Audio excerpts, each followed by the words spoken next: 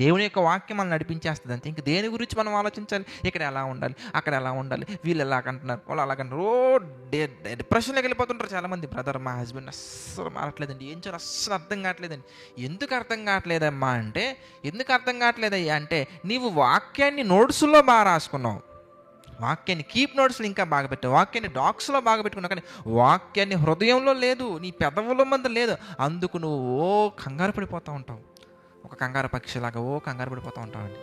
దేనికయ్యా? ఎందుకంటే బాధపడిపోతూ ఉంటాం. దేనికంటే సెన్సిటివ్, నాది చాలా సెన్సిటివ్ మైండ్ అండి. ఎందుకు ఉందండి సెన్సిటివ్ మైండ్ మనకి? సెన్సిటివ్ మైండ్ ఎందుకు ఉందయ్యా అంటే, ఇదిగో సాల్వేషన్కి రిలేటెడ్ ఇన్ఫర్మేషన్ ఈ హార్ట్లో లేదు కాబట్టి. మీరు ఎన్నైనా చెప్పండి బ్రదర్, నా హృదయం చాలా సున్నితమైనటువంటిదండి. అలా ఉండకూడదండి.